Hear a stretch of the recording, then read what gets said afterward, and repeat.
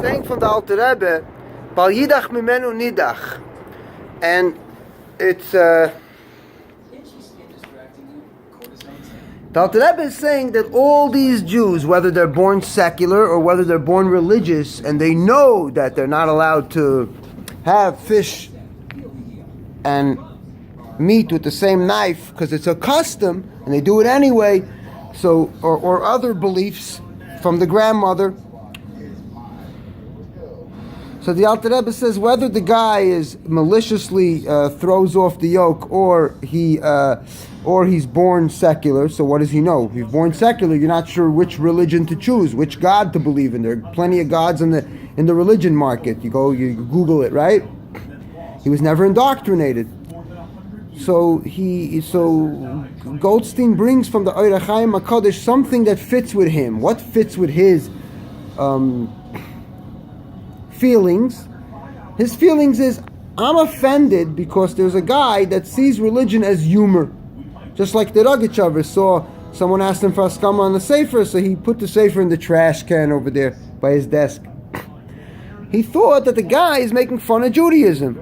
So another guy, a big tzaddik that has a sense of humor, would say, he would also, let's say he would make the same mistake. A guy wrote a book, a sefer, and he meant it be'emes, but the Rogachover was on his level, saw the book, and thought that the guy's making a joke out of Judaism. And the other tzaddik has a sense of humor, and he says, this is a nice, funny joke. This is great comedy. I'll give my askam on the comedy. You understand? He won't throw the book in the garbage. So here the guy is offended and angry and confused, and that's where fear and hatred comes from. These people who study Southern poverty and stuff, those centers, they study what leads people to hate each other and why society is fragmented so much. And he uses the Hachayim Hakodosh because the Hachayim, not like the Balatanya Alter Rebbe who says Bal Yidach Mimenu Nidach. No.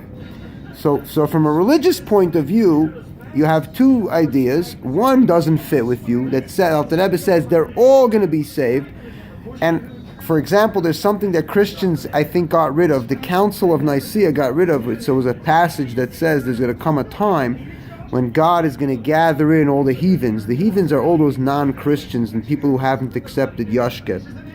So I think the Council of Nicaea, this early, it's like that, kind of like the Christian Chazal, the people who decided the dogma of the religion, people who decided what to put in, what type of Sfarim should be in the Christian canon of their Bible, what books, what books not.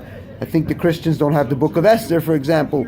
I think there was Pope Damasus commissioned Jerome, a pope, a bishop, someone to do this, that, So this concept that the Christians, once upon a time, some Christians stuck it in, and the other ones took it out because the church needs power, and they need an all-powerful God that's going to punish people who don't comply.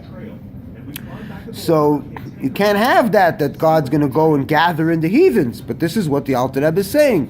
One way or another, regardless of a person's behavior and his intelligence, he's going to come back to this religion that we believe is the true religion. And that's it. More ad kan v'suloi. That's the whole story. So he brings from the Hachayim Hakodosh and Erev Rav. He has to demonize someone, and then he makes himself like the good guy who says, if he's going to come back and show us that he's going to do tshuva, who's the us? We have to prove to him that we're good in what he believes is good. But all we see from him is a confused idea of Judaism. And his choosing a beautiful Hachayim Hakodosh because he can't live with the reality that he tried so hard to be Jewish. He converted. He really did his... And he tried to make it his way of life and sacrifices for it every day. And then he finds out that there's a concept of a secular Jew, a freie Yid. Frei means free. Frei of what? Not free of moral obligations and chesed, but free of whatever he believed is important in terms of religious rituals and practices. Washing the hands, how many times to wash it, keeping Shabbos, what to do.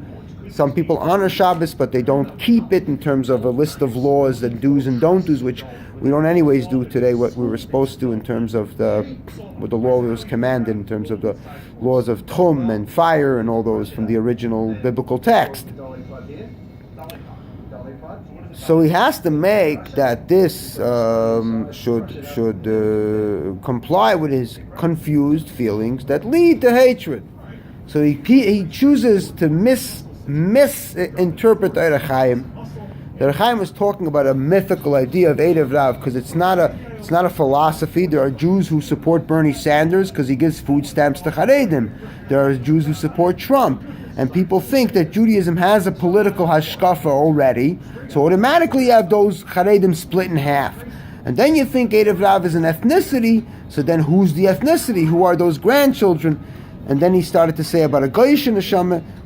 The reason he needs to choose things that make no sense is because he can't make an argument that makes sense. So he has to go, and here's a key point here. There is a confused audience that think alike like him, and it's almost like they have their own, it's called the anti-language, or their own language that the little groups make, and it's like as if it makes sense. This anti-language is like as if it makes sense. And people hear it, and they repeat it, and it sounds good. Like, oh, this guy is Erev Rav, and how is he Erev Rav? They forgot the whole mythical idea. They're trying to explain how people were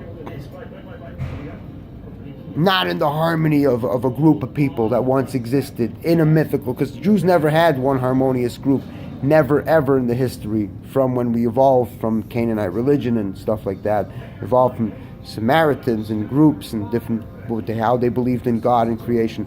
So people create this one ideal group based on their own imagination that they're part of that one ideal group. Then they have to explain to other groups. Then they give it these names, and then at the Emazeh, he uses it's like an anti-language. It makes no sense, but it makes sense to the people who don't understand that it makes sense. Thank you for watching.